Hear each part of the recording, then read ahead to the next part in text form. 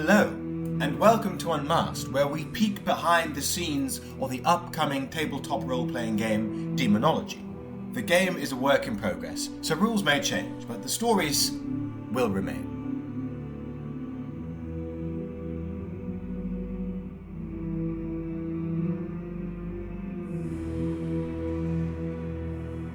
Welcome to Daemonologie Unmasked, Episode 3. I am Alex Wilcox, my pronouns are he, they. I'm Chavonne Brown, my pronouns are he, him. And so last time we had a look at the Demon's Hand, the situation of witchcraft in the country at this time and in this fiction. We also had a little look at the monsters that you're going to come across, and we spoke to Mo, who is illustrating those monsters for us, and had a little bit of a chat about what it's like playing the game.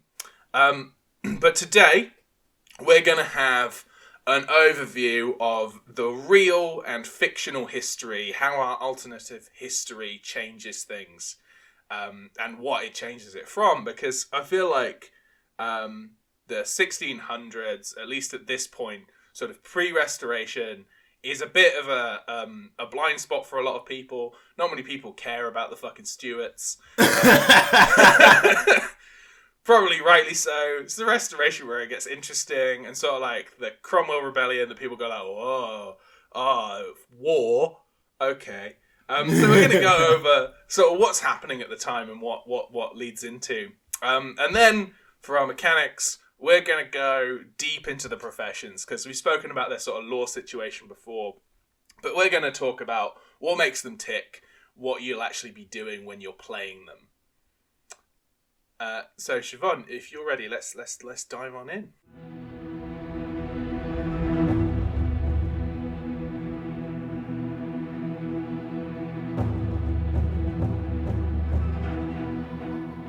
People may know James I as that fella who Guy Fawkes tried to blow up. Mostly as that. People don't really realise that James I was basically always obsessed with witches. From the very top of when he was King of Scotland first. Yes, another fun fact for those who may not be British, or perhaps even are British, is that he was James VI, King of the Scots. Not of Scotland, King of Scots. Remember that. Ooh. Okay. There's a distinction there. Yeah, it's important to note that Chavonne is the adept historian, and I'm the one who goes, I think I know a thing about a British monarch. But important again to realise that even though he became King of England as Elizabeth I died in 1603, and he was still King of Scotland, those two crowns were not the same thing for another 101 years. Because at this point, as I know it, England is the Kingdom of England is the Kingdom of England and Wales. Yeah. And the Kingdom of Ireland is also under the same crown, but the Kingdom of Scotland is not. The Kingdom of Scotland is very much not. It is, and that is something else that Scottish people will tell you. They will tell you, and they will remind you of that James I was not king of a united kingdom. So the other thing is this period can also be understood as it's Shakespeare time, and Macbeth is heavily related to James the Sixth and First's interests, as he made witchcraft sort of a popular thing to talk about, which has its implications in how people become treated in the next few decades. And it wasn't just James himself. In the game, we also have appearances from his wife, Anne of Denmark, who is noted as being a huge patron of the arts. And she was one of Shakespeare's patrons, and she was also a patron, along with James, to lots of other playwrights who you may know. Ben Jonson. John Webster, who has nothing to do with the dictionary. And sadly, we've lost Christopher Marlowe already, who had the Great Faustus, in my opinion. one of the best plays of this period. And then he was stabbed in a pub. Yeah. Possibly for being a spy. Possibly. I've been reading about this, and I'm not convinced it wasn't just a bar fight. Yeah. People like to make Marlowe really mysterious and sexy, but he may just have been stabbed in a bar fight. It's like, it's not as mysterious and sexy, but it's still fun. There are a disappointing number of writers who have just been stabbed in bar fights. Yeah. Hopefully that's not the way we go. We have also science. Francis Bacon, Galileo, Kepler. This is their time. The Jacobean era. We're starting to have science as not horrendously illegal. I mean, Galileo would still be made to recant the idea of all of his ideas basically by the Pope. That's why I said starting, or at least science has been illegal in these Christian countries. Plenty of the rest of the world has been doing excellent science at this point. Yeah, to expand our vision outside of Europe, a lot of the world did notice things before Europe and hadn't banned them, but the medieval Catholic Church had banned a lot of asking too many questions. Yeah. So around this time is when our fictional head of the secret Inquisition is still a royal inquisitor. For we have the Royal Inquisition as a part of the Crown, which is headed up by Matthew Stern, who will later go on to found the secret Inquisition. Now, the Royal Inquisition is made up of essentially two big orders at this point that sanction some specific types of magic. We have first the Horosum Consistory. And you try and say that 3 times fast, you literally can't. We've tried. I was so tempted to just try, but I fluffed that word a million. When we spoke about thaumaturges the last time around, and every subsequent time, we keep implying that they're not really doing miracles. They're more sort of entreating eldritch gods. And they learned how to do this at the Horosum Consistory, which is a kind of eldritch priest school, if you will. It feels quite Bloodborne to me. Like I think there's some there's some Cthulhu-esque things just living in the basement. At the same time, you've also got the Dread Order, who are dedicated to anti-magic and using very light forms of magic in terms of runes. They slot these runes into their skin through operations, and both of these orders will very soon become illegal under James's rule, because things are about to shift just a few years before the game begins. So I was saying that King James is obsessed with witches. So obsessed, in fact, that he wrote a book on how to catch witches. Now, I've read choice excerpts of Daemonologie because sort of like when Taika Waititi was playing Hitler, I'm a bit like, I don't need to engage with that. There's incredible bits where he implies that devils are under essentially the jurisdiction of God, and that they're God's forces to keep us in check. And I'm a bit like, aren't you doing a heresy right now, son? Yeah, there are some profoundly strange ideas about the nature of the universe within Daemonologie. The book, our book, not his book, opens with the beginning of James's book. Yeah, a lovely bit of hysteria, inciting words from him. Most of the sources he uses are from the confessions of people professing to be witches at the time or beforehand. Now, obviously, those in the know realize that confessing to being a witch and then saying that someone else was a witch was basically the only way to get off of a charge of witchcraft. The Stasi. Like, that's just how secret polices work. That's So we get in this timeline Stern seeing this happen as he is the Royal Inquisitor General and deciding that it's not productive. Quite simply, when you're finding a witch, like, you're mostly getting it wrong, and then especially under the guidance of what King James is setting out. And then secondarily, the problem is that if you do execute a witch, you're just giving that soul to hell. You're just going like, don't worry, I've expedited the process for you. So instead, he breaks off and he starts to found the Secret Inquisition. swirling around in the early Inquisition. Once Stern decides that he's had quite enough of listening to the words of King James, you have Dr. Steingari, a Scottish druid with the Concilium. The Concilium of Mages is an organisation founded to protect legitimate practitioners of magic from the ever-increasing personal hysteria of the king.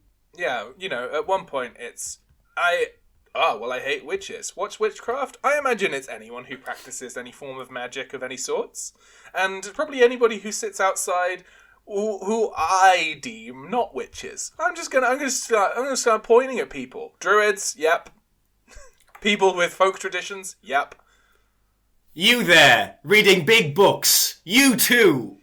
Yep. Miss, that Catholic? This Jewish gentleman? Yep. Probably them too. Onto the wagon. I don't know what the wagon is, but I don't want to know as well.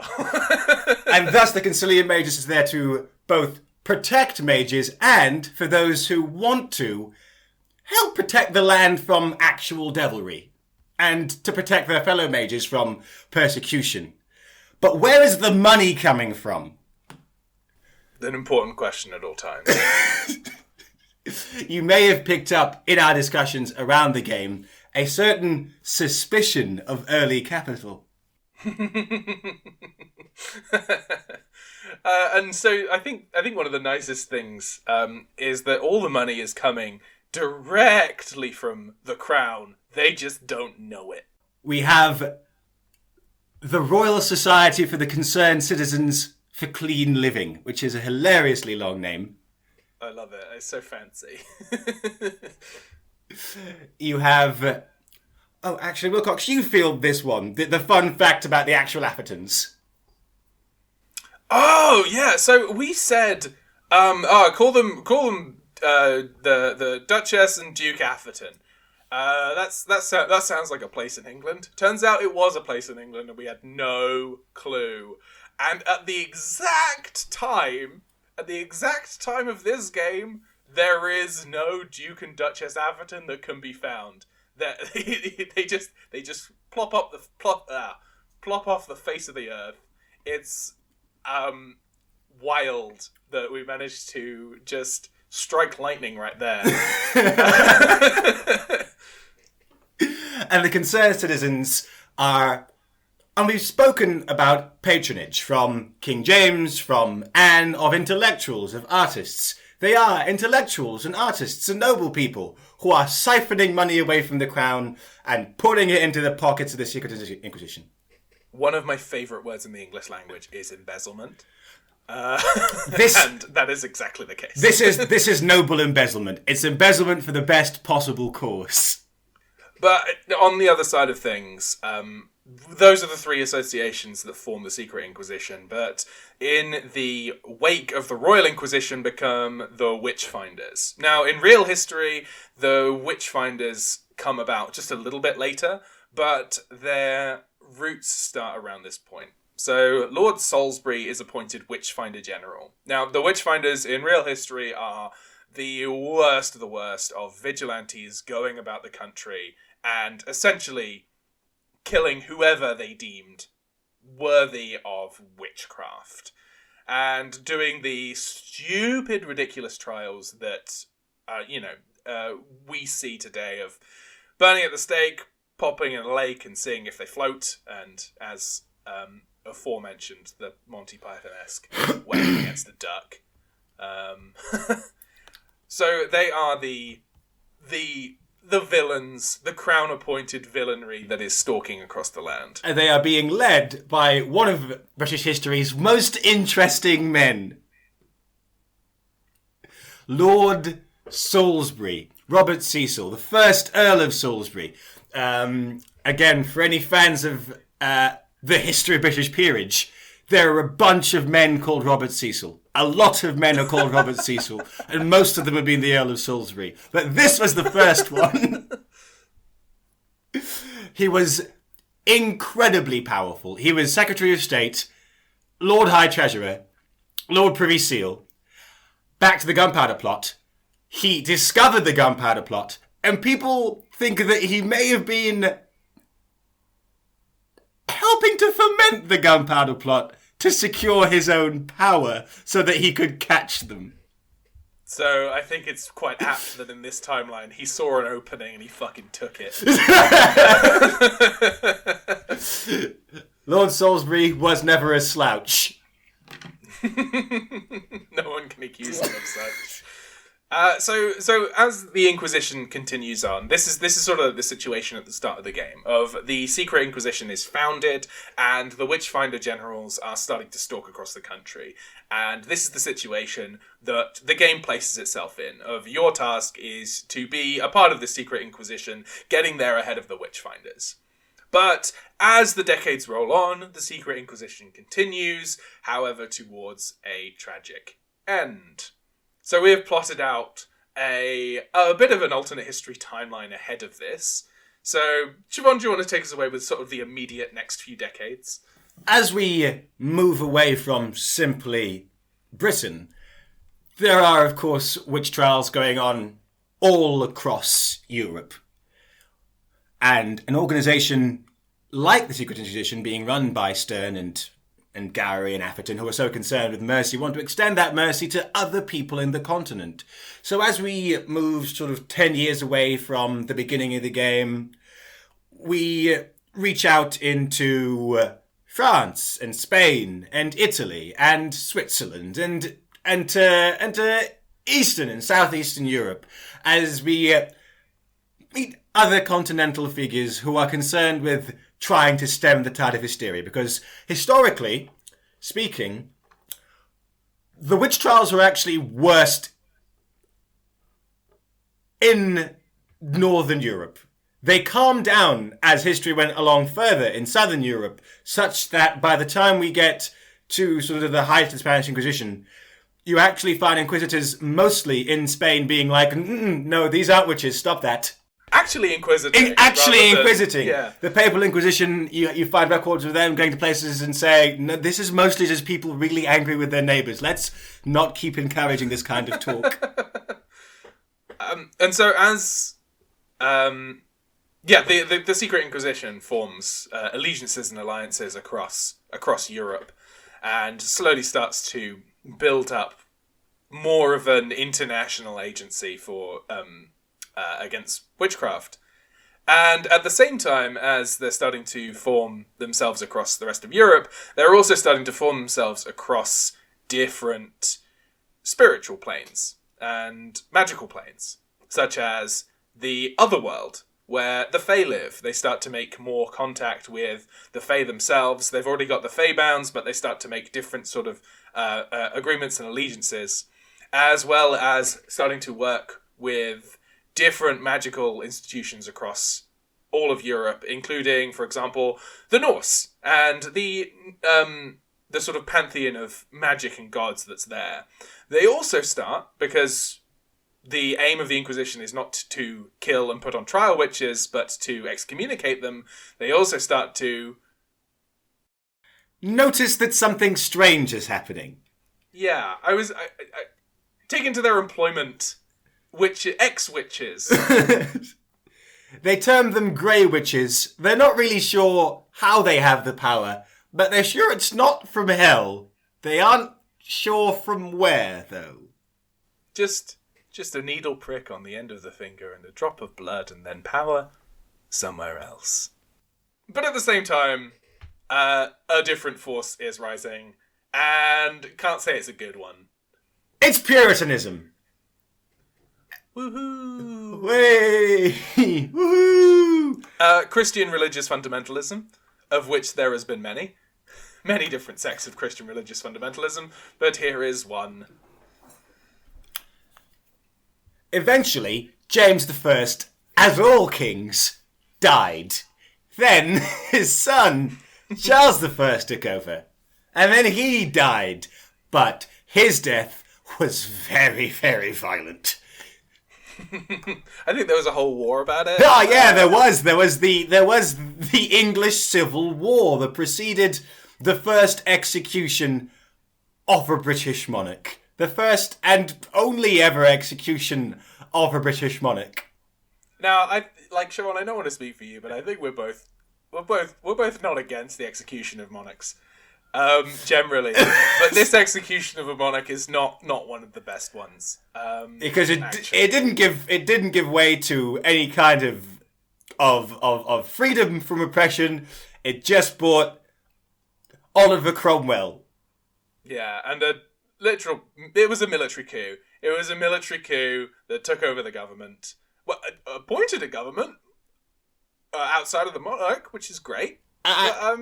It's complicated. And Oliver Cromwell named himself Lord Protector in 1653 because he'd had the king killed. I don't think we should ever trust anyone that says they're going to protect a country. I don't trust it. I don't trust it at all. Yeah, that's the kind of nationalism we're not about. And so we start leading into what Cromwell does to the Inquisition. Because a bunch of people running around the country and stopping witchcraft, that's his job. He's Lord Protector. Idealists tend to die, which is another sad fact of history, along with the happier fact of history that tyrants also tend to die, but idealists also die. I think the general thing is that everyone dies eventually. Everyone dies eventually. Just the circumstances of their death will really affect what comes afterwards. So first is the fall of the Concilium and the fall of the Secret Inquisition. The concerned citizens generally are able to hide themselves, or they're already old enough to have died already. But the Secret Inquisition and the Concilium are going to go out in a big blaze of battle with the crown, or not the crown, with the protectorate, with a big blaze of glory. It will be glorious, and we fully expect a lot of po-faced Puritan witchfinders to be taken out by, and let me state equivocally, Dr. Steingari's power to turn himself into a dragon is my favourite power any balance has. We'll come to the power of these figures in the Inquisition a bit in later episodes, but there's your teaser of Dr. Steingari can just turn into a fucking dragon. So it's a glorious fall. But it is a fall nonetheless. They go into hiding, they are killed, or they flee, and then we enter these dark years of the Commonwealth.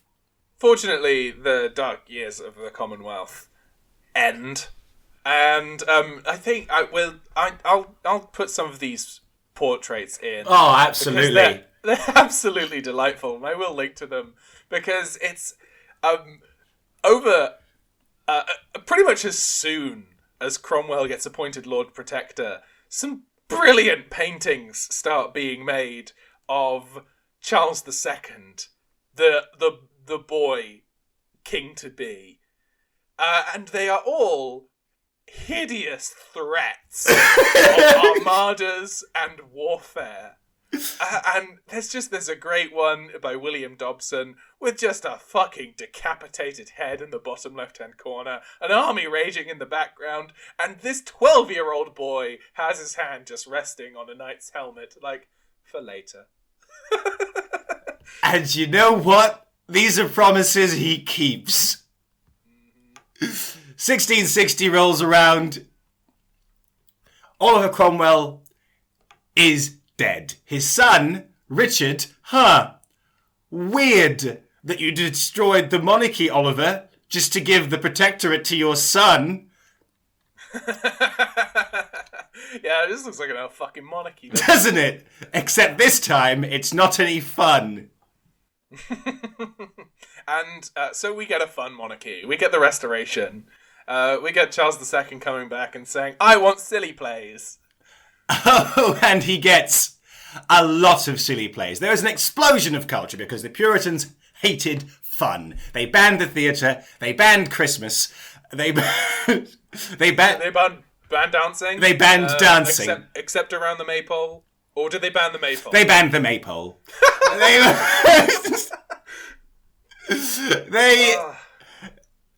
Charles brought with him comedy again. Comedy was back. Wigs were here at last. Because he's grown up in France, and so he's had the delightful French aristocratic fashion and sensibilities instilled in him from a very young age. We have what are called the spectaculars, which aren't just plays, they're machine plays, like you would have seen in the Roman Colosseum. There is masks, there are stages flooded for ships. It's huge. Delightful. And so at this point, the country, bereft of the Secret Inquisition, goes into a bit of a rut. But Charles II doesn't care about witchcraft. Charles II cares about fun and joy. And so we get into a period where there's a bit of a lax. But in hell, things are a bit different. Because it turns out if you have a huge campaign severing the power base of an entire empire that rages over a period of several decades, the power of that empire starts to wane. And so the 9 hells, the Abrahamic hells of this game, at the head of which is Satan, the devil, Lucifer, you get a little bit of a problem as suddenly the 9 hells are going to fracture. And loads of the different kings are going to start warring amongst themselves because the power of souls has reached a bit of a standstill. And so the nice thing is that the legacy of the Inquisition is that it was completely successful. As we see in history, many completely successful ideas are simply gotten rid of because they cannot see the beneficial outcomes of those ideas. I will say, as a little addendum to all of this, that the people that put Charles I to death, almost all of them were killed by Charles II. I want listeners to know that. When the little boy came back a grown man, almost all of the 59 men that signed the death warrant of the king were killed. And those that weren't killed and were already dead were dug up and put outside so everyone could see that they were traitors. Man, these guys don't fuck about. And one of them, John Lambert, was just exiled to Guernsey. He got away actually quite lightly. Good on you, John. Good on you, John. Anyway, that's the historical overview of the period in which Daemonologie takes place, and a little bit of the time beyond it. So next up, we're going to come back and we're going to talk about the professions, and we're going to talk about the exact workings of these professions.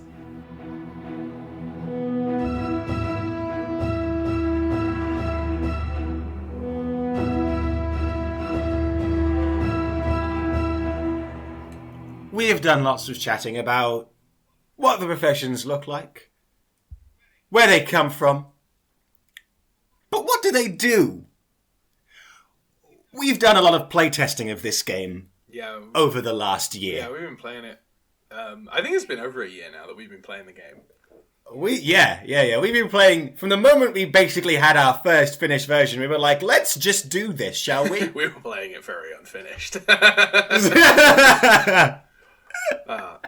So we want to go through each of the professions. We want to talk a tiny bit about one of the characters that we've played with some of our friends, and some of the talents and specialities that they could pick up, some of their powers.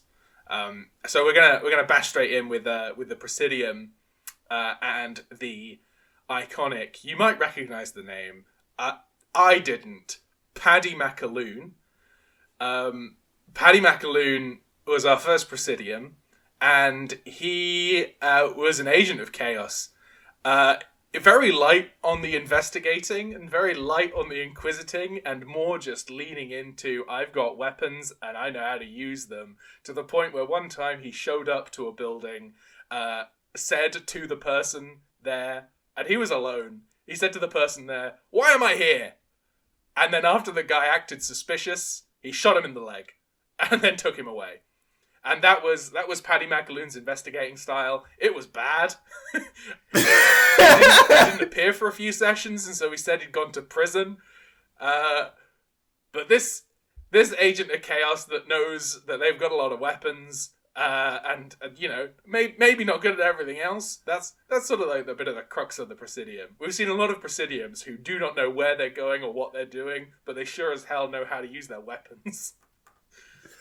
And I will say that Paddy's glorious return to the game was him appearing in the middle of a battle, leaping from a horse into a sewer and just going to town. Delightful. That's what he was meant to do. That's what he was born to do. So Chavonne, what we're going to do is we're going to talk about our favourites of the specialities and talents. So Chavonne, what is your favourite Presidium ability here? My favourite Presidium ability, it is a talent. It is a rank 5 talent. It is I will not suffer this. I knew it! I knew it!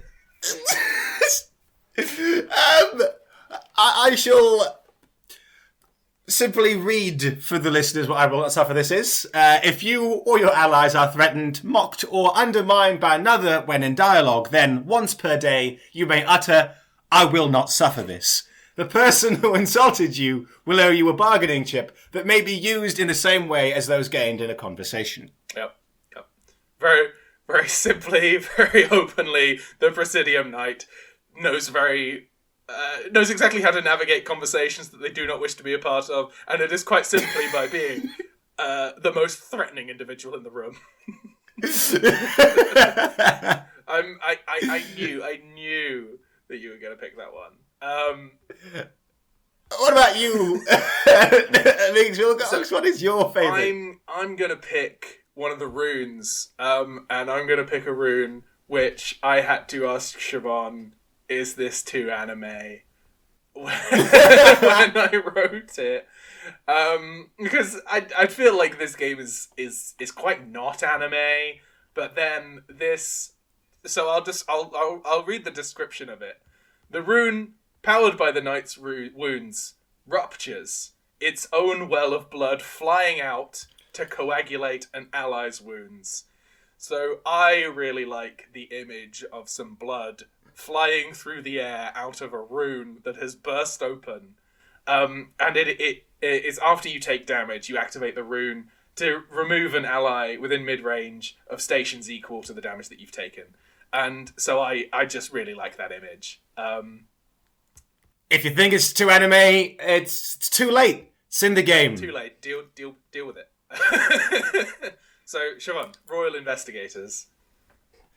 Royal Investigators that we have had. Obviously, anyone who's listening to the other podcast, Actual Play, will know that I am playing Investigator Tanazart, but Investigator who I have seen is Anya Mikhailov, who in something of a tradition for the Russian characters in the game. Yeah, there have been a few. Is very forthright, very frightening. She's a small Russian woman. Pistol always visible to those around. And her encounter with the game happened in London. It was in a false carriage plot, and they were being hunted by a chimera. Oh my! And she leaned out of the carriage to fire into the air. Excellent. Excellent. I'm so glad. That's a lovely image. That's incredible. But I would have to say that of all the things the investigator does, the thing I love the most that they can do is one of their epiphanies, that when they get a clue and they can spend this clue, they can spend it on no cause for alarm. If they're at a celebration or a social event, they can spend a clue to reduce hysteria, and they essentially do this by saying, everything's okay, no one panic, please don't look outside, I'll close the curtains, don't pay any mind to that. I do like that very much. Conversely, mine is called Reflexive Disarm, and it's just cool. It's just cool. That essentially the investigator cannot be surprised, and when they are surprised, they can pretty much immediately disarm any human that has surprised them if they've got a weapon. So when they're caught unawares, so long as they're in close range of their assailant and they are and their assailant is armed, they can disarm them without even using an action before anyone else can act. It's just ridiculously cool. It's just ridiculously cool. It is. The image to me is always so cool because I think of all the investigators we've had in the game. I think of Anya. I think of Tadazat. I think of our map maker, Chris Tobido, is in fact making an investigator called Tobin Love. Ooh, I've also played an investigator. It seems like they're pretty popular. Mine was Accrington Stanley. Accrington Stanley. Imagining Accrington disarming someone makes me filled with joy. Well, like this is the thing. He's a shady sort. So we've also had a lot of thaumaturges, but including Piotr, who's on screen. But this one, Chavonne, Cassius Theseus Odysseus. Cassius was the second thaumaturge ever in the game. And you can't see us because this isn't a video, but we both just rubbed our eyes remembering Cassius Theseus Odysseus. He is an ancient Greek man. We do not know how old. I got to meet Cassius Theseus Odysseus on a campaign once. I was playing Accrington Stanley, and it seemed like he just found a cafe and he sat outside, and that was all he wanted to do. And I was like, "Do you want to solve the mystery?" And yeah, like he was getting there, but he just seemed to want to sit outside that cafe. I've been told that outside of that, he's done some wondrous things. Oh, Cassius Theseus Odysseus has grown more powerful, but no less annoying.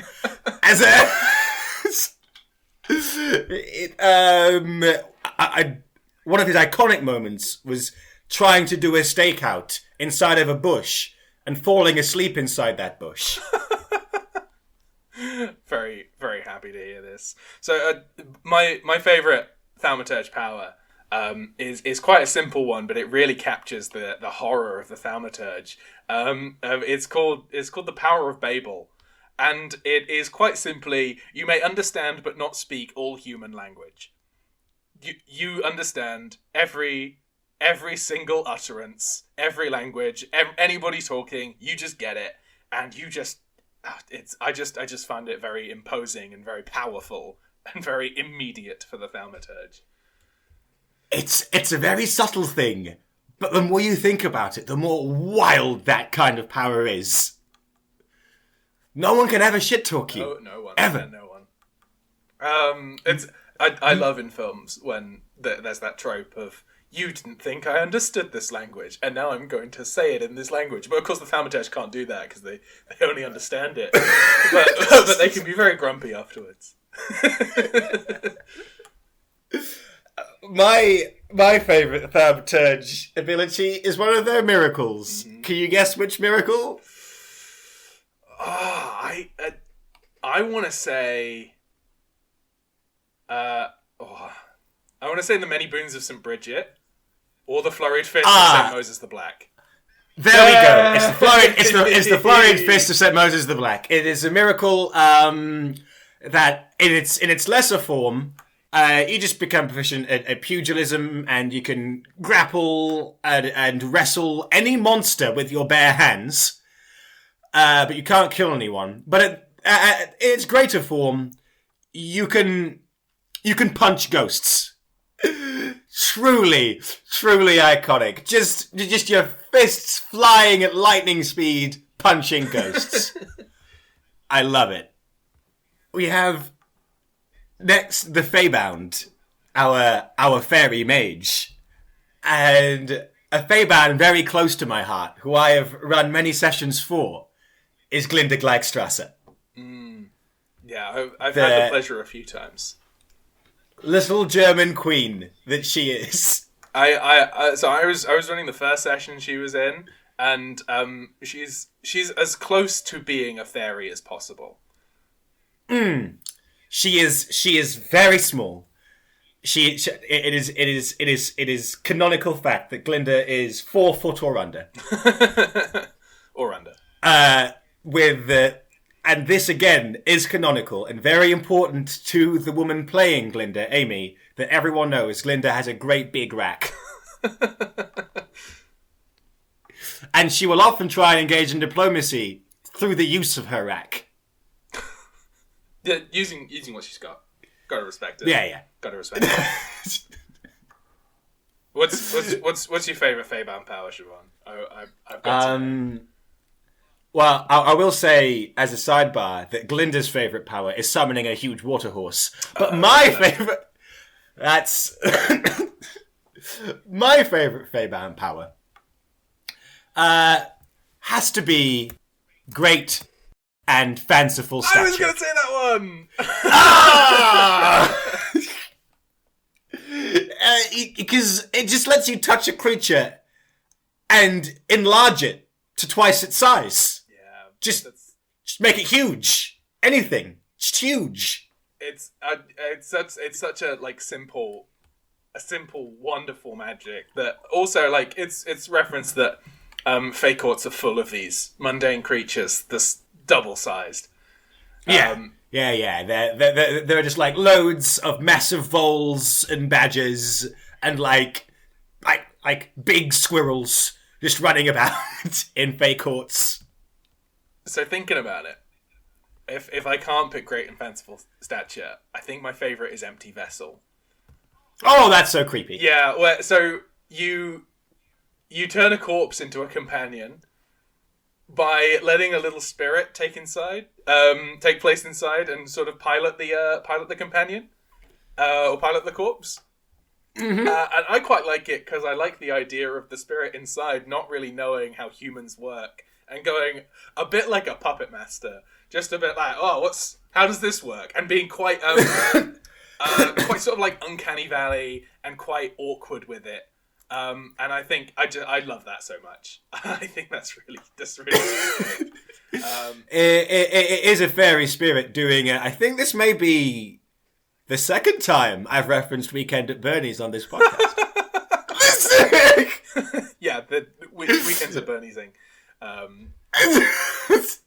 is very important within this game. There are a lot of powers that's like, here's this dead body. Now, not necromancy, because that's bad, but what can we do with that? Final one for you for now, Chavonne. Tell me about this druid. Ailey MacLeod. Ailey MacLeod is an old Scottish woman carrying a cleaver who takes no nonsense. She is, every time she has appeared, her way of being is usually, what's going on here? No, that's wrong. Stop doing that. Listen to me. Now you, come with me and we'll do this. She's very brusque. She has this long flowing grey hair and she is just a forthright Scottish gran. She sounds like she'd be able to keep Rumpa in check. Oh, one of the few people who I think would be able to do it very quickly. Yeah, without too much difficulty.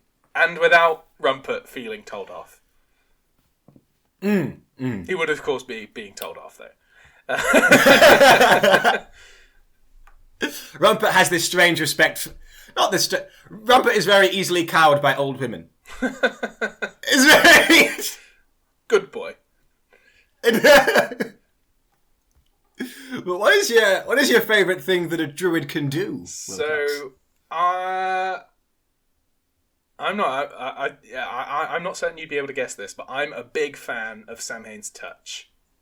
Oh, I really like. So this is a rank 6 talent, and you need ancestor worship first, which is you may commune with the place of the dead. But Samhain's touch gives you the ability to use these places of the dead. There's a theme with me. I really like necromancy, man. The main thing about this, though, is once per scenario, if you use this, you can make a mass communion with animals, ancestors, and the land, where you merge the spirits of all and protect anything from harm. So until the following dawn, nothing in the region, no creature may be harmed, may die, may gain injuries. They can still lose stations, but can't take sort of major or minor injuries and cannot die. It's a big flex on death. I like that one. I do like that one. Talking of big flexes on death, my favourite druid talent is the one next door to that. It's the threefold death. Of course. Yeah, I love this one. Because the druids, they're out here protecting nature and making peace and meditating and, all that good natural stuff. But also, if things get hairy, I'll just tell you how it works. So, if one of your companions or a unit or another guest falls in battle, the druid can choose the person that struck down their friend and mark them for death. They curse them so all the harm they take is worse.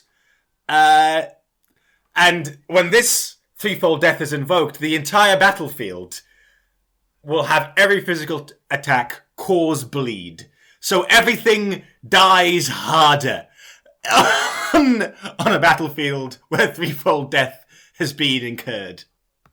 Now, Chavonne, I would love to tell you about a ritualist. And I know that ritualists are your babies because of Benedict Brideshead. But this one is self-proclaimed Jewish wizard Solomon Judah. He is ancient. He's another very old man. And the player behind Solomon has said that he is the inspiration for Rembrandt's The Rabbi. So that gives you. I'll link Rembrandt's The Rabbi as well because it's a delightful picture, and it gives you exactly what Solomon Judah looks like. He's great. He just wants bread and cheese all the time, and a bit of a sit down. And when Christians and Catholics alike take a shine to him, he is very, very standoffish towards them. It's brilliant.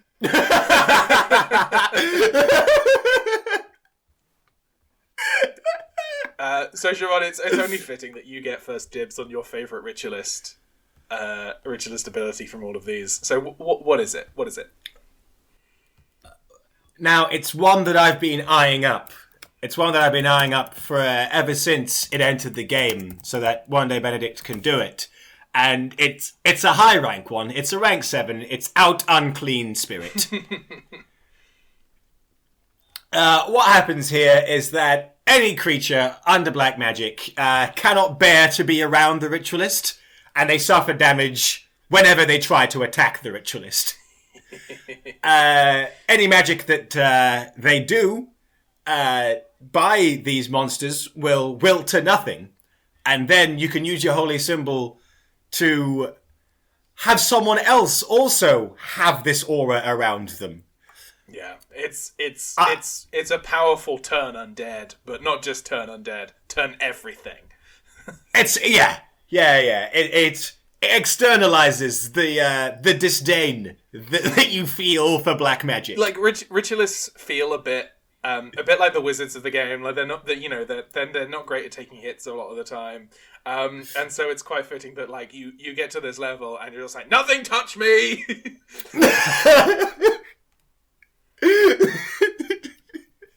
So on the other side, mine is a ceremony, and mine is the ceremony Portus Calais. And this is, I'm probably butchering the Latin. I never did Latin. I'm not a fancy child. You raise out of the earth a perfect wall of physical light around a location of your choosing. It is 10 meters tall, and it can be destroyed just like a mundane wall. But any monster that tries to climb, fly, or burrow past it will catch on fire. Which I love.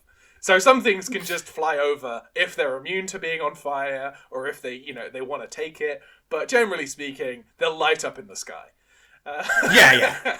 Which I think is just hysterical. I think it's really, really funny, especially on the burrowing part, because it means if anything burrows under the wall, then they'll catch on fire, but underground. And you'll be like, can you smell burning? Yeah, but I'm a big fan of it quite simply for the ridiculous awe of the ability. It's not a subtle one at all. It's a bit of a, like, you're in out and out war at this point. But I just adore it. So coming up next, we've got Reformed Rogue, and I'm gonna mention Ponzi Scheme, a literal child. It was at this point where Ponzi Scheme was being created that I had to weigh up if we needed a spring age for children and toddlers. But Ponzi Scheme is essentially a Dickensian orphan. And she has, as all rogues do, a network of spies, but all of her agents are children. So the one that she currently has is Oliver Twist. He's called Oliver Twist. Ponzi Scheme has made sure he's called Oliver Twist. And Oliver Twist is a nuisance. He's constantly swearing, and the one time that he has done anything helpful on his way up to reporting to Ponzi, he knocked on the door of one of the other guests who came to the door. He swore at them and then ran back upstairs. And then on the way down, he knocked on the door again, came to the door, the other guest came to the door, and Oliver Twist had gone. He quite simply did the knock and run. And I love that. He's a literal child. Ponzi's a literal child. They're children. And they're terrifying. I cannot wait to meet her with any of my characters.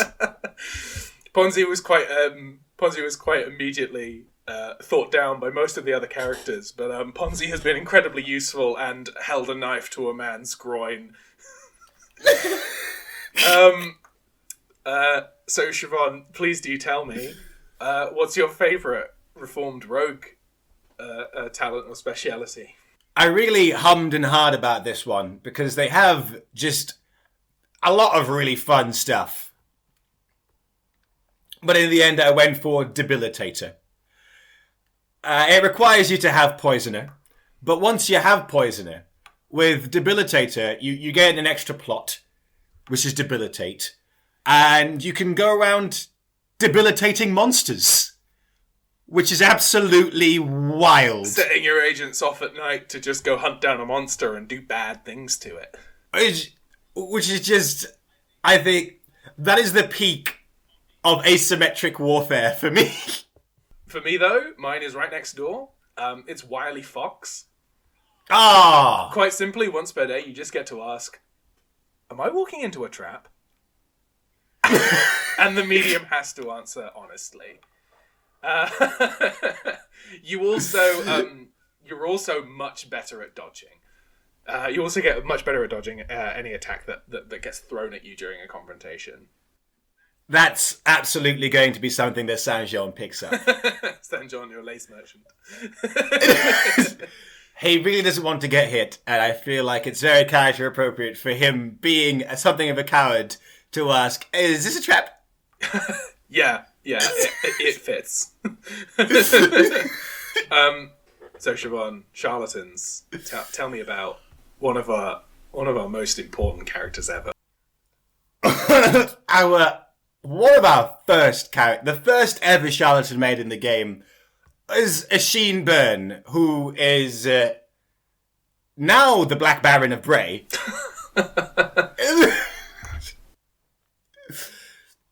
Asheen is, and I forget how young Asheen is. Asheen is a summer character, Wilcox. Asheen's in his 20s. Wow. I always think he's older, but he's actually quite young. And his brand of kindness is a kindness that he will help the common man, but he will also ruthlessly betray lots of people in order to help the common man. Right. That's good. That's good. I get. Well, it's not good. It's it's all right. He's very charming. He's very witty. He's also not to be trusted at all. As all should. Should never be trusted. No. He is a young Anglo-Irishman who we think may be the illegitimate son of Lord Stern. But we can neither confirm nor deny that. No, and we shouldn't. What is your favourite thing a charlatan can do? Mine is the one that turns the charlatan into Count Olaf from a series of unfortunate events. It is called Acting Troupe. It is a rank 6 talent. And I mean, imagine being Count Olaf with your acting troupe. You have command of a small troop of totally loyal stooges. You can arrive with them, or you can send for them later for imminent arrival. They will be semi-adept at disguise and be able to blend in the environment and the locals, ready to pounce on whatever orders you drill at them. They're especially competent at singing your graces, waylaying people, and committing minor acts of sabotage.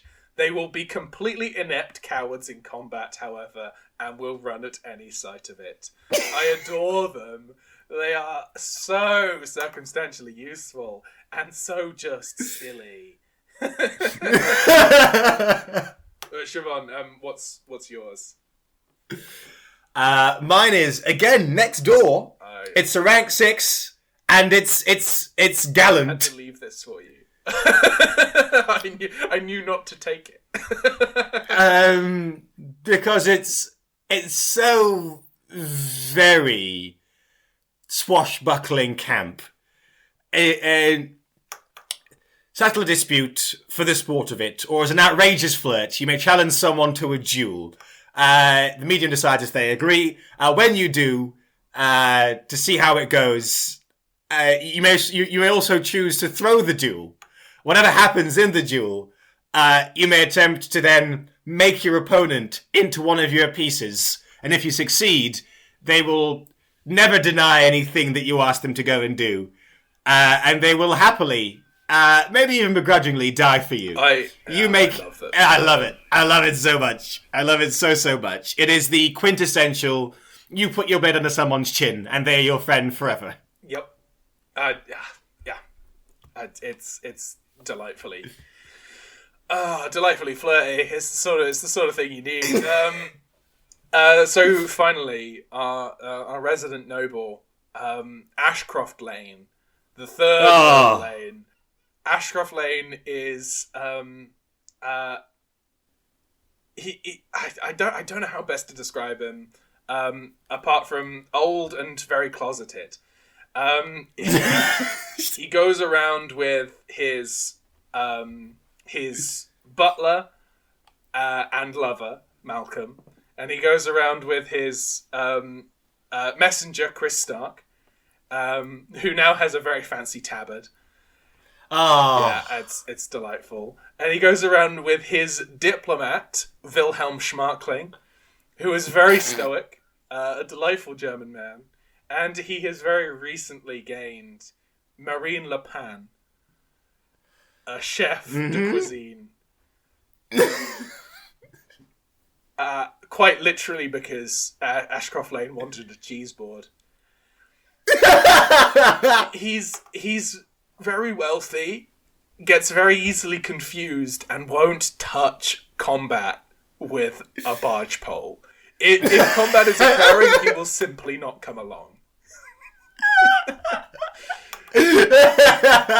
he's yeah. So I've talked about a few there, but Chavonne, what's your favorite? What's your favorite talent or speciality? Mine is a rank 6 talent. It is do you work for me? It's the noble once per day when they meet someone whose job or skill reflects any retainer that they could have, even if they don't actually have them. They can spend some money to have that person act as their retainer until the next day, until the end of the next day. At that point, they regain their money. But basically, it's a very rich person meeting someone and saying, I think you work for me. You probably work for me. Would you like some money for a bit? I need someone with your set of skills. I assume you must work for me somehow. So here's some money. Do some things for me, please. So mine is a retainer. And I think it's the silliest one. Maybe not because of chef de cuisine, but this is the zookeeper and menagerie. Yes. Where you can turn up with a group of wondrous animals cared for by a practiced zookeeper and their small team, and this menagerie can be used to entertain the public. In terms of putting on like a little petting zoo or feeding times set open for people to go and meet the animals, the incredible animals from across the globe. You can set up a private show to influence very important guests, or you may call on your zookeeper to accompany you into the field to provide their expert opinion. And I think it's quite delightful, and I think it's quite ridiculous that somebody would come along with such an expensive array of animals on a secret mission. I love it. It is so overt. It is covert. This person couldn't possibly be an Inquisitor. They bought a zoo with them. So that's all of the professions, and that's all of our the talents and specialities that we love the most. Some of the silliest and funniest, but also some of the coolest ones are in there.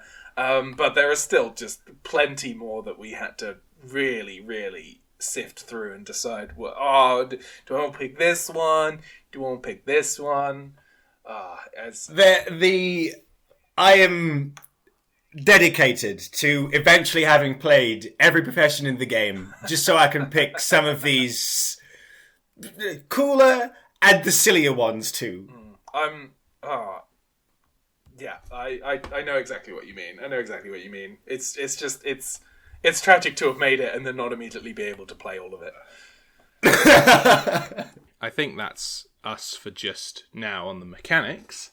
So let's come back in a second and chat to some of our delightful illustrators who are actually illustrating some of those characters.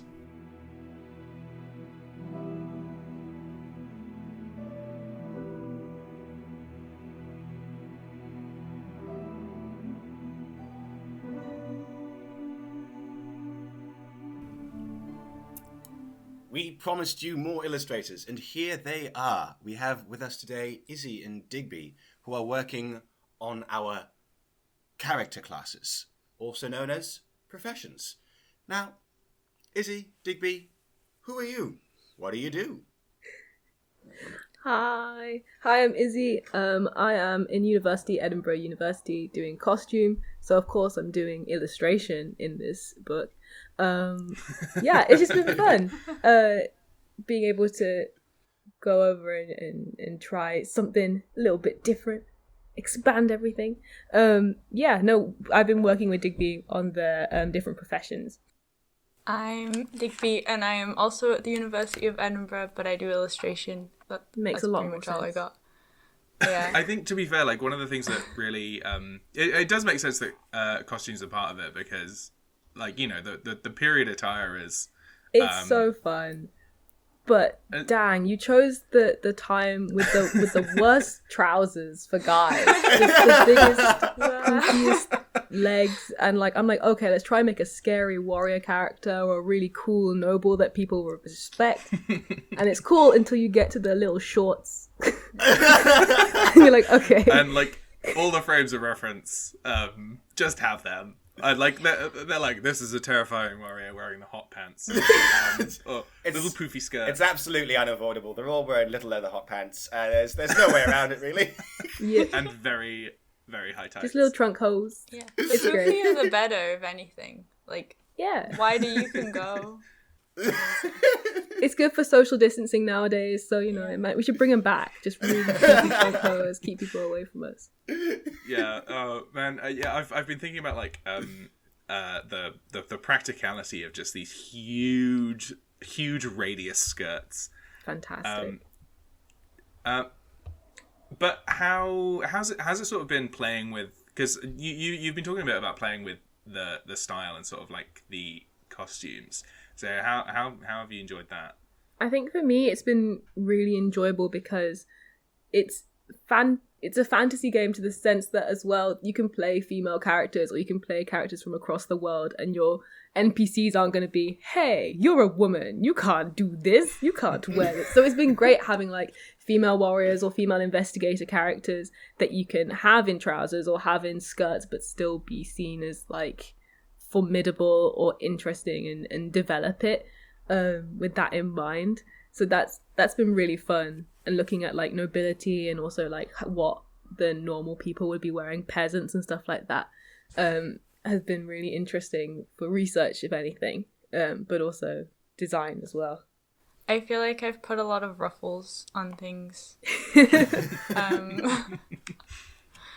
yeah, I completely agree with putting like kind of mixing the gender roles and norms is very fun. Yeah, I also feel like it's a time period that, personally, I think my frame of reference and a lot of people's frame of reference will be limited to studying sort of like the English Civil War in school, and then maybe watching the Three Musketeers. Yeah. Yeah. And beyond that, there's not too much 1600s, but I think everyone's got quite a vivid sense of this style because of sort of like how silly, how visually sort of like iconic it is in how silly it is. So fantastic. The men's clothing, we need to go back to it. The patterns, the colour. It's just, it's so exciting. I haven't finished my noble design yet, or in the works. But stay tuned, lads. But if it's a guy, I want it to be as flamboyant as possible. Because why wouldn't you? Yeah, I'm remembering, and saying this, I'll now have to link it. Oh no, what a shame. That guy from that campaign that we've been playing off camera with the Herberts, and that guy who is sitting in the field, like lounging about, clearly trying to be the sexiest he possibly can. Fantastic. Yeah, just a ridiculous outfit. Classic nobility. I love going and looking at all of the portraits from the time. I think that's been one of my favorite things about working on this, has been just sitting for like 2 hours scrolling through and looking at all of the weird shit that they have. So how have you guys found, we talked a little bit about this and how it's been inspiring presenting the gender roles, but how have you found playing the campaigns and how that's influenced designs? I've only done one session, so I'm fair, not super in, but I'm very excited to play more. But I feel like getting to like kind of be in the world and like see how people are played is very good for informing like their kind of personalities and stuff, and like how people interact with each other, because I feel like how people like smile or move is very important for illustrations and like getting that across and like making them seem friendly or threatening. So being able to like actually interact and like see how they are is very helpful and fun as well. I'm kind of new. I wouldn't say I'm very, very new to D&D, but I've only been playing like 2 campaigns in my entire life. So it's really interesting trying something with a new kind of skill set and with different kind of characters. And the world building is similar but different because, you know, you're living in this case, we're in a very real world that happened as well in Wales. So there's so many names of places that you have to note down that I don't even think I could read back. But like I've always wanted to play like a kind of barbarian character, and the Presidium Knight in this case is who I'm playing. And I was like, okay, let's go hard, let's go all the way, let's see what we can do. And playing as like a female Presidium Knight and in Wales it's just so fun. It's been really interesting working with everybody and seeing how the mechanics of the game work. Like the spellcasters, the spells are so cool.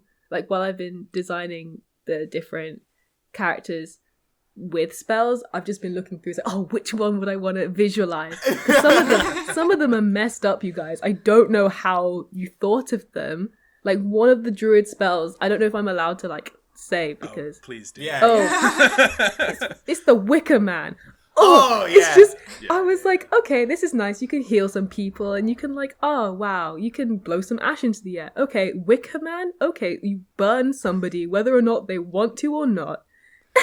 And the hysteria level rises in the town by something stupid. And I was like, oh. It's a bit of a desperate move. It seems, but you know, it seems so intense. That's the film The Wicker Man. TM Wicker Man. But it was one of those things that made me stop and go, dang, okay, this is a different kind of thing that if it was in like D&D, it'd be like a necromancer spell or something. And it's so cool seeing it on a druid, for example, which I would never imagine. It's really nice. I'm looking forward to seeing what the spellcasters do.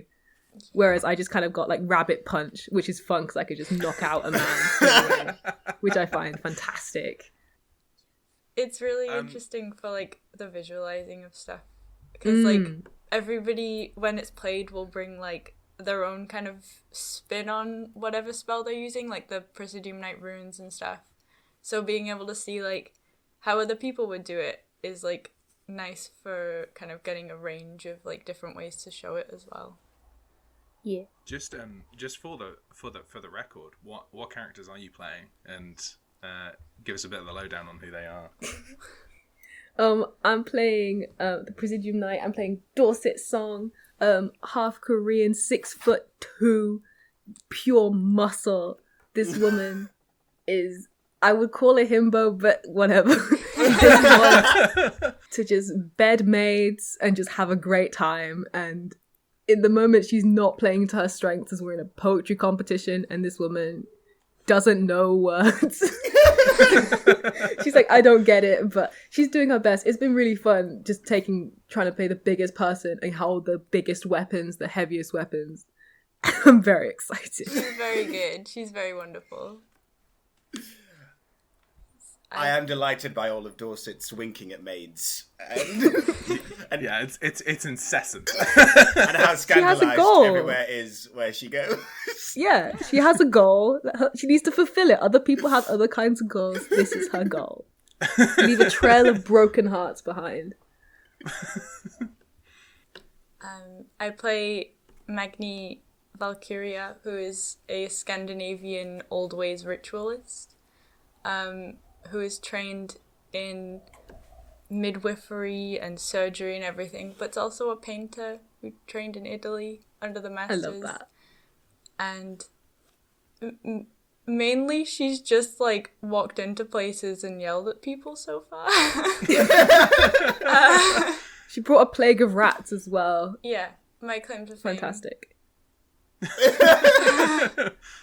That was a devil's bargain that immediately went right. Of just as soon as there was a little troop of rats following Magni, everyone was just like, "Whoa, who's this person who's arrived with all these little furry friends?" I think she really knew what to do. She was just like, "Well, yeah, okay, this is my life now, I guess." Magni, the boy landlord, and a bunch of rats, and that was her introduction to the party. What an entrance to the campaign. A session late, immediately rolling 2 6s. Have you guys got a favorite moment from play so far? I think the rats were definitely a standout, but I did also really enjoy getting to look at all of the Herbert's paintings on the wall and judge their choices of posing and clothes that looked like roads. So That was such an upside, though. Like, you know, these are real people that existed, so you can find paintings of these people. yeah, I and do show love that a them lot. to- It's It's very so fun. great. Yeah, we spent like a good 30 minutes just trawling through the Herberts. Well, we will of course link those four standout portraits of the Herberts I found. Sean, if you could send those to me. Yeah. Much obliged. You've already sent me the delightful gentleman lounging in the field, but I'm not sure who's my favorite. I feel like it says a lot about your personality who your favorite Herbert is. yeah, create a BuzzFeed quiz. Which Herbert are you? Yeah, that's so Are fantastic. you the man with the pom-pom shoes? Are you laying in a field? Do you have the biggest possible puffy trousers? You'll be pleased to know, Chavonne, I have got some pom-pom shoes. Oh, I've worked them into. phenomenal. Oh, nice. Yeah, I The feel like you've things we just made do. Siobhan's day there. I'm so pleased. I'm glad. It makes me happy. Izzy, do you have a favourite moment from... because you played 2-3 sessions Yeah, now? about 2, I think. But it's been good. I think probably the first session I played, it was nice coming from the madness because I didn't really know how the magic worked, and so just trying to follow a trail of footsteps, and then Mo's character Eli just trying to look for where these dang footprints, and instead of getting the answer, just making a whole flock of sheep go mad in the distance somewhere. We didn't even know. So in my mind, there's just like a 6'2" Dorset and like a 5'0" Eli standing at a trail, looking at a trail, going, well, we have no idea, and just carry on walking while the rest of the party are like going through fields and seeing a shepherd getting attacked by sheep. That's just fantastic. Yeah, I enjoyed resolving that by turning the quite accidentally actually turning the shepherd 10 foot tall. Oh no! It's a way to tackle it, you know, just pick them all up. And then that allowed later for when Dorset travelled past, just going, oh my god, how did you get so ripped? How did you get so big? Tell me your secrets. And everybody was like, no, we've got somewhere to go. And she's like, listen, I need to find out these facts. Drop your How one. she never often found do you- out. Do you work out, dude? She never found out. So now she just does more workouts and eats more eggs. And hopes to one day grow 10 foot tall. Yeah, that's a dream. She just needs to ask John. John will sort that out. I only have one last question. Have you encountered a favourite NPC yet? I'm a pretty big fan of the boy tavern owner. My best boy. Best boy. Little Yorworth. Lily Yeah. Orwood. Yeah. No one questioned how he was a tavern owner at the age of like 13. But to be honest, you gotta get your hustle in this world. And you don't know when you're gonna die from the plague or anything else. This came up because Siobhan was like, do you guys not want to know how he owns a tavern? And we were like, no, fair play to the kid. Let the hustle. Entrepreneur. He's a businessman. And he was very He's good at creating it as legacy. well. You know? Yeah. He knew to ask for help when he needed it. Definitely for me, you're gonna have to forgive me because I forgot his name. You can superimpose it after it's over my but the guy who had all the booby traps and is now under Eli's protection. Tom Shonkay. Yeah, okay. It's just great because it was just a fun time of just finding a guy who loves booby traps so much and would cover his whole house in them.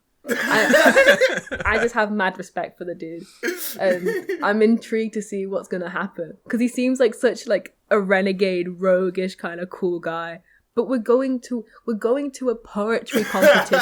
You don't understand. Like, this isn't some kind of battle to the death. It's poetry between the upper and the lower classes, and people are butthurt And he's just in the background smirking. He's like, I may know where your poems are, dude. And it's just great. Dorset doesn't understand why everybody's so riled up, but she knows this guy had a harpoon rigged in his house. So she respects this man. Yeah, as soon as we met Tom, John, Katie, I said to Chavonne after we played the session, we need that guy on our side. I love him. He's incredible. His vibes are immaculate. He trapped his way into everyone's hearts. Aww. Yeah, that's a nice sentiment to leave on, I think. So thanks. Thanks for joining us both today. Where can people find you if they were so inclined, or if you would like them to be so inclined? Ooh, nice. My Instagram is @isartwizart. And my Twitter's there as well, but there's not much going on there yet. You can find me... There never is on Twitter. Oh, yeah, absolutely. You can find me at DigQuiz on Instagram for, like, art things. So. Yeah. Fab. All right, well, thank you very much for taking the time out of your busy days to chat to us. Thanks for having us. Yeah, thank you. Yeah, it's been nice and, just a nice, pleasant afternoon. Yeah.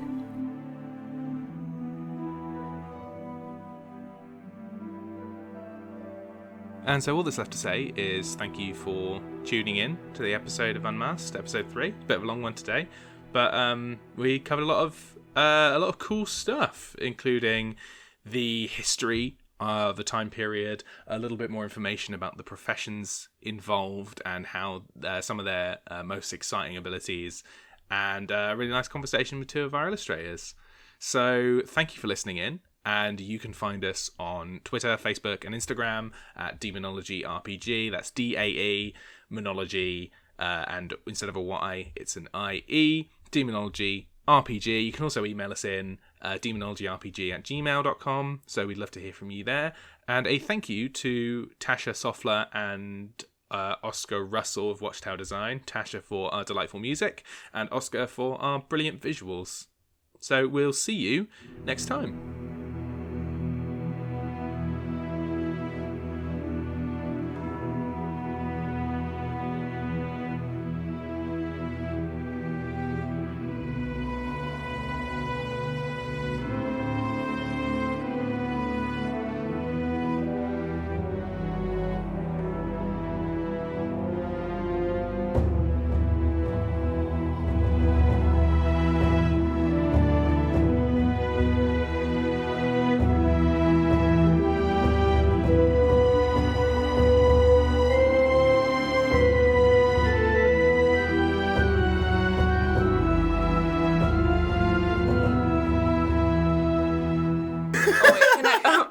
To swear? I hope so. Okay. It's too late if we aren't. It's it's content rich. I feel it would be weird if you could have the level of horror that can happen with some of the abilities, and then go like, oh no, oopsie on the swear. Oh, that's man. the line. It's too far after that. Oh, Yeah. like those really weird American TV guidelines. You can have this much sex and this much death, but no one can say fuck. Yeah. You can have one. You're allowed You one. can have one. You can have Singular the one. You can have the one fuck. And I think that's per season as well, isn't it? Yeah. Dang. This is slightly off topic. Oh no.